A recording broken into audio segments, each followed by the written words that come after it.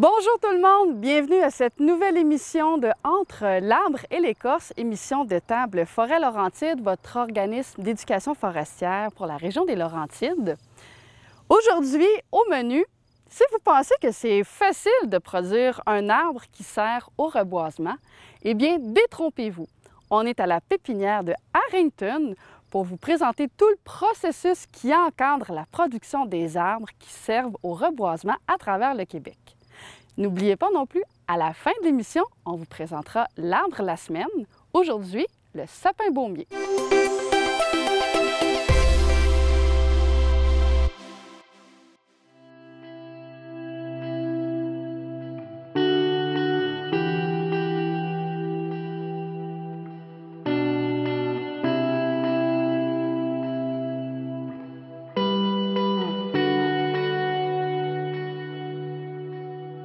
La pépinière de Harrington est ici depuis longtemps. Il a débuté dans les années 50 ici.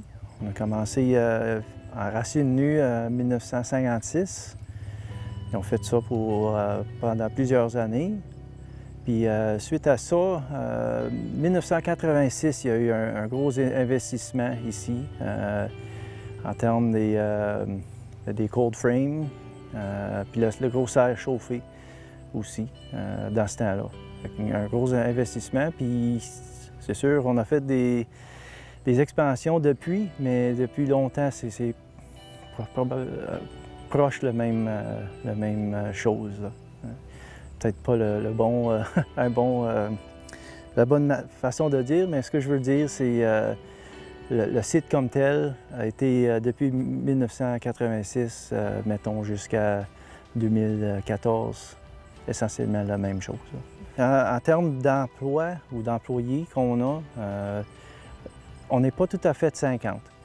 À peu près 48 cette année, en période de pointe, avec les étudiants et les employés à temps plein. En termes de période de pointe, c'est sûr, nous autres, c'est quand on fait l'ensemencement, on fait le triage, il y a l'éclaircie. Quand tout ça, ça se passe en même temps, aussi des livraisons, c'est pas mal ça la période de pointe. Fait que, présentement, on est comme passé ça un petit peu, mais c'est ça. Pour nous autres, une année type, disons, on va commencer en mars, faire nos ensemencements dans le serre chauffé.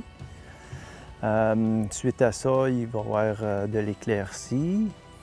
Peut-être une petite pause, mais si la météo nous donne l'opportunité, on va sortir sur le site en avril, faire des travaux à la sortie des tunnels. On va recommencer nos ensemencements au mois de mai. Puis là, on fait des livraisons, on fait le triage, l'éclaircie pendant la saison.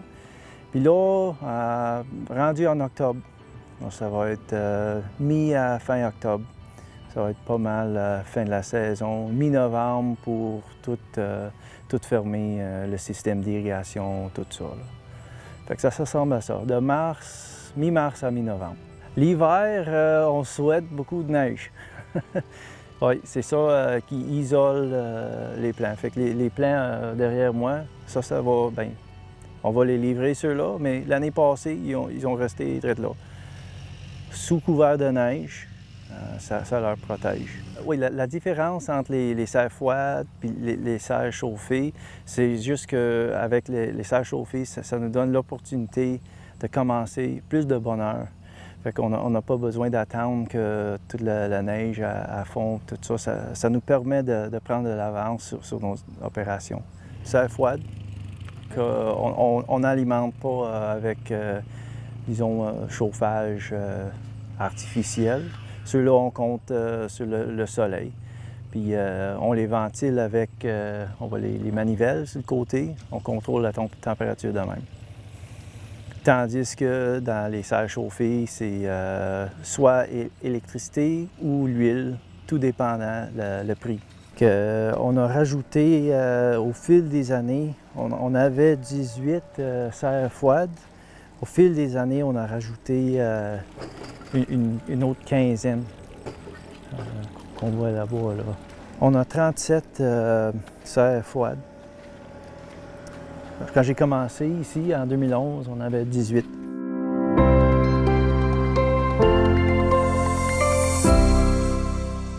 Le saviez-vous? 85% des forêts publiques québécoises sont certifiées, ce qui représente 21% des forêts canadiennes certifiées. Il s'agit de la plus grande superficie certifiée au monde. La certification est une reconnaissance de l'engagement d'une entreprise à appliquer une foresterie durable. Elle est donnée après une évaluation d'un organisme indépendant, le FSC.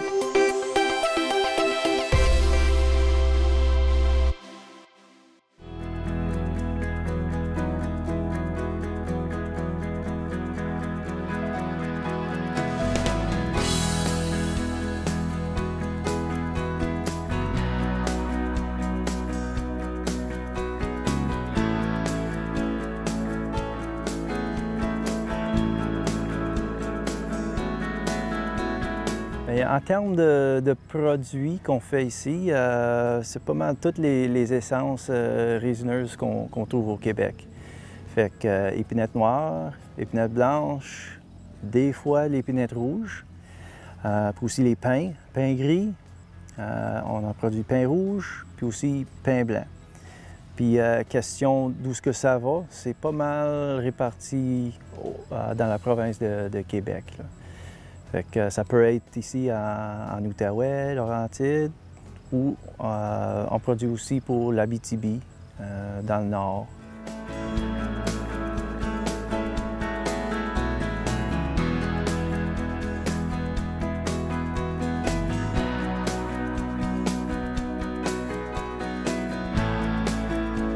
Le premier, c'est le pain gris. Fait que c'est ça que ça a l'air. Deuxième, un peu plus petit, c'est l'épinette blanche. Celui-là, c'est l'épinette noire. C'est le plus petit comme semence qu'on produit ici. Puis le plus gros, le pain blanc.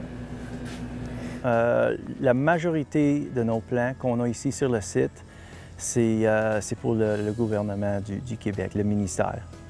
On en produit pour des particuliers, mais la plus grande partie, ce qu'on fait, c'est pour le ministère. Pour produire des plants pour le ministère, c'est sûr, il faut rencontrer des normes quand même assez strictes. C'est sûr, les plants qui vont être reboisés au Québec, c'est des plants de haute qualité. Puis, il y a des inspections pour phytosanitaires, question des insectes, des maladies. Eux autres, ils passent avant que ça soit livré. Aussi, ils appellent ça une qualification, un inventaire. Ils viennent mesurer l'auteur, le diamètre, le ratio entre ces deux-là. Il faut que tu sois ça coche pour ça, pour bien classer. Puis aussi, il y a d'autres normes à assurer que tu respectes.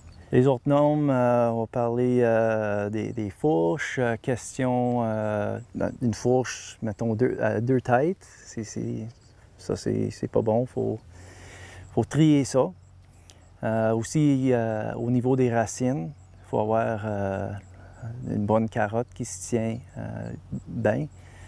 Aussi, il y a l'analyse tissulaire. Il faut avoir un certain pourcentage d'azote dans le plant quand c'est livré dans le bois, et ainsi de suite.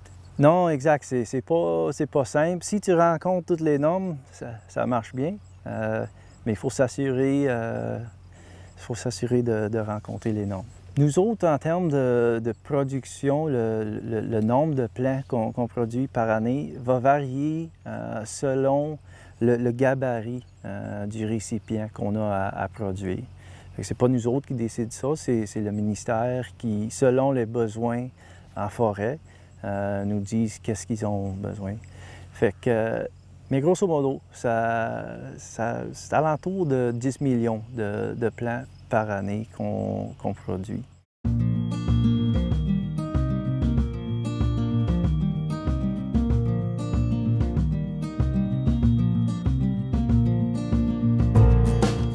Pour vous expliquer un peu le processus, si vous ne l'avez pas déjà vu, On met de la tourbe là-dedans. Soit ça, c'est des petits ballots. On a aussi des gros ballots qu'on met là-dedans.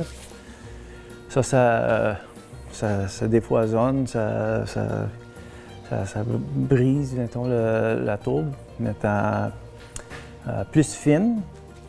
Là, on met des récipients ici dans notre empoteuse. Puis la tourbe, elle tombe, puis ça remplit les caissettes de tourbe. À une certaine compaction, il y a une vibration là-dedans. Puis à l'autre bout, ça sort que c'est compacté comme qu'on veut. Ensuite, quand ça sort de ce bord ici, ça va arriver ici, puis on va faire une petite dépression pour faire une... Ça, c'est pas mal sec, là. Ça fait un bout qu'on est arrêté, mais ça va faire une petite dépression là-dedans pour aller à notre semoir. Je vais vous montrer ça un peu. On a vu les semences, ça va donner une idée. Ça, c'est plein de semences quand on fait les ensemencements. Une vibration léger qui fait descendre les semences. On a comme des cuillères ici qui fait juste tourner, puis fait descendre les semences dans les tubes. Puis là, ça rentre à bonne place dans le centre du cavité du récipient. En gros, c'est comme ça. Pour nous autres ici, on fait environ, chaque 5 secondes, 12 récipients par minute. Par la suite, quand on sort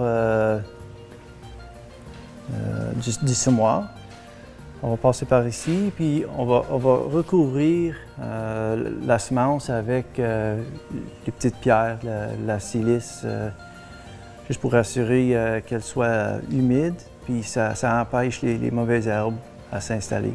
Fait que c'est ça, on les met sur le chariot. 2 employés vont pousser ça d'ici. On a un système qu'on peut connecter. Puis là, on a 40 récipients à la fois qu'on remplit le serre de même. Oui, bien, question de temps, on a comme deux sortes quand on parle de ça. C'est les 67, les plus petits cavités. Eux autres, c'est produit sur 2 ans ou un an et demi. Puis les plus gros, c'est sur 3 ans. Mettons ce qu'on a ensemencé cette année, en 2021, ça c'est pour 2022, soit l'année prochaine, ou 2023. Fait que ce qui est dans les serres froides, ça c'est prévu déjà pour 2023. Fait que ça prend de la planification.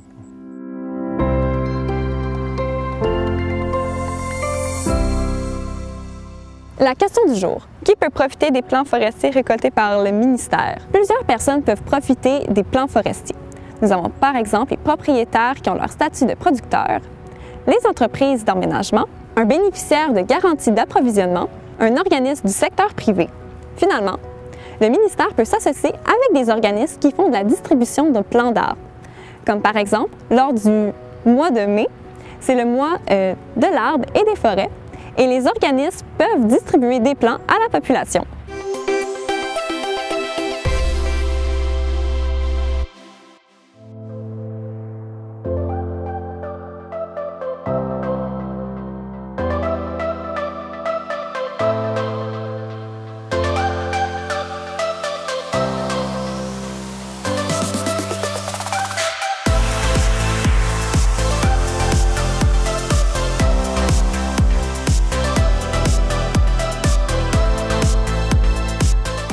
La première question qu'on peut se poser, c'est pourquoi est-ce qu'on doit produire des arbres au Québec?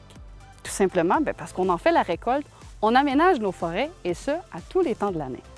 Pourquoi est-ce qu'on aménage nos forêts? Parce que les produits du bois, on le sait, on vous l'a déjà dit, c'est le matériau écologique par excellence.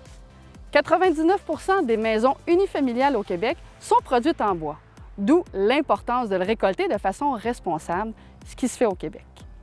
Il y a plus de 10 000 produits qui sont dérivés du bois et on vous en parlera au cours de toutes les émissions. Vous savez, on vous en fait découvrir à chaque épisode. Il faut savoir aussi qu'il y a seulement 1 % de la forêt québécoise qui est récoltée. Donc, c'est pas beaucoup si on compare avec toute la superficie qu'on a de forêt. Donc, seulement 1 % de la forêt qui est récoltée.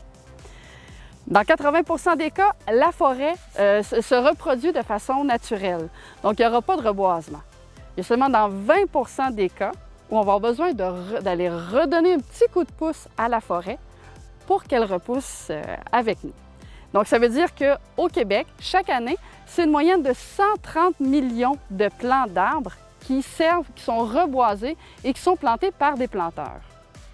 Ça veut dire que ça en prend du monde pour travailler en forêt. Parce qu'on va parler des reboiseurs, mais aussi l'entretien aussi qu'on doit faire lorsqu'on a reboisé nos forêts, donc des travailleurs sylvicoles. Et vous allez découvrir au cours de l'émission différents métiers qui sont associés directement à la production des arbres. Donc, on l'a dit, les arbres sont importants, la récolte se fait de façon responsable et il faut voir aussi que la majorité des semences d'arbres qui sont produites en pépinière proviennent de pépinières gouvernementales.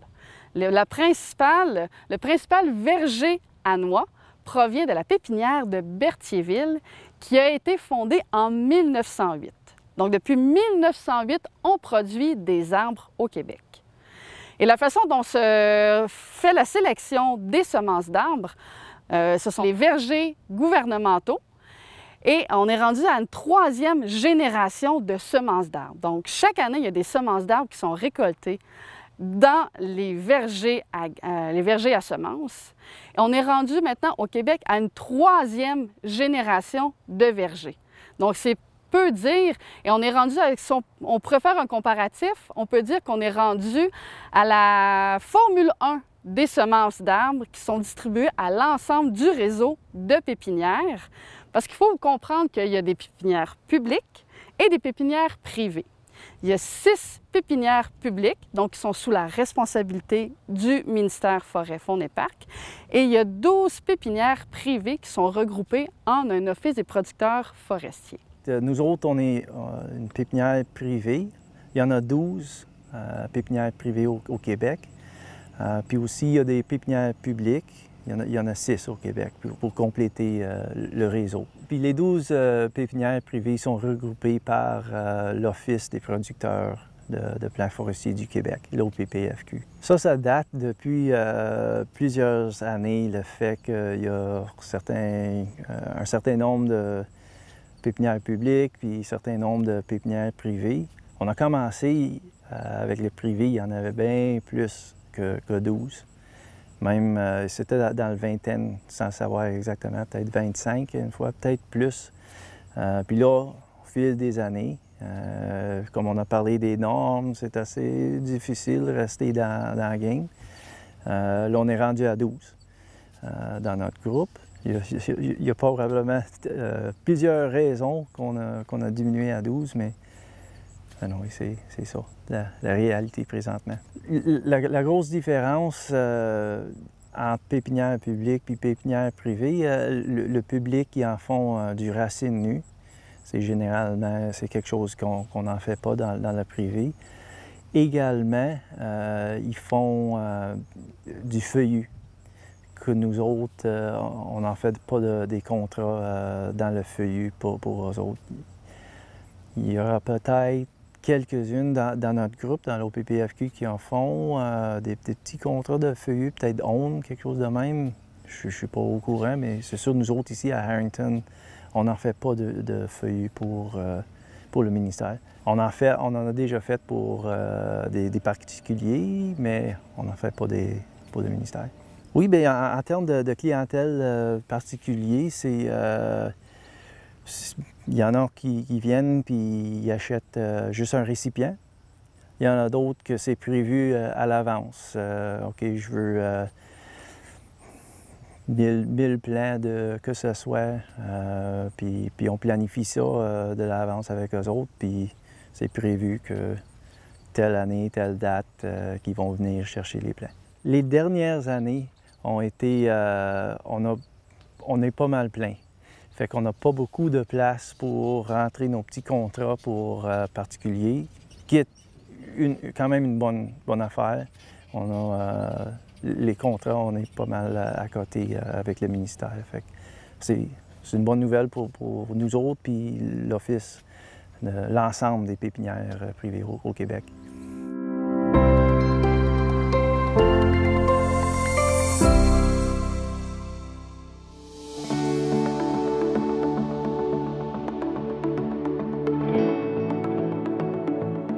Pour l'arbre de la semaine, cette semaine, nous allons vous présenter le sapin baumier. Comment identifier le sapin baumier versus les autres conifères, donc les épinettes, le mélèze et les pins? Dans le fond, le sapin baumier, il va avoir une écorce plus ou moins lisse avec des vésicules de résine, des bulles de gomme que les jeunes souvent s'amusent à péter. Ça colle. C'est de la résine. C'est comme... Comme on pourrait dire, c'est comme une armure là, pour le sapin. Il n'y a aucune bactérie qui peut vivre dans la gomme de sapin. Fait que c'est comme une enveloppe là, qui le protège de l'extérieur. Si on se met à briser les bulles sur le sapin, on finit par le vider de sa sève puis se protéger, donc l'arbre va mourir. Les utilisations possibles avec le bois de sapin, c'est surtout du bois d'œuvre, donc de la planche. Peut servir aussi, les retailles peuvent servir pour faire des pâtes et papiers. Alors ici, pour bien identifier un sapin baumier, des fois quand il pousse en plein soleil, il est facile à confondre avec l'épinette. Parce qu'en plein soleil, les aiguilles vont avoir tendance à se relever. Habituellement, le sapin baumier, les aiguilles sont plates, disposées de chaque côté du rameau. Là, tandis que maintenant, en plein soleil, on a des aiguilles qui se relèvent pour capter le plus de lumière possible. Comment faire pour ne pas se tromper? On prend une aiguille, puis on essaie de la faire rouler entre nos doigts. Si l'aiguille roule entre vos doigts facilement, c'est sûr que c'est pas un sapin, c'est une épinette. Le sapin baumier, lui, ses aiguilles sont plates, puis on peut vraiment voir que les aiguilles vont partir de chaque côté du rameau, partent de chaque côté. Le sapin baumier, ça peut être un bon allié quand on est en situation de survie en forêt. Pour partir un feu, on peut récolter la résine qui est dans les bulles. On va faire une incision en dessous de la bulle. On va la vider sur notre petit bâton. On va tourner notre bâton dedans. Avec un coup qu'on a récolté la résine du sapin, si on est pris en survie en forêt, puis on veut partir un feu, puis il pleut, bien, on a juste à allumer la gomme de sapin, puis ça brûle presque comme de l'essence. Fait qu'on en récolte un petit peu, on met ça sur un bout d'écorce, puis on peut partir un feu facilement, même s'il pleut assez haut.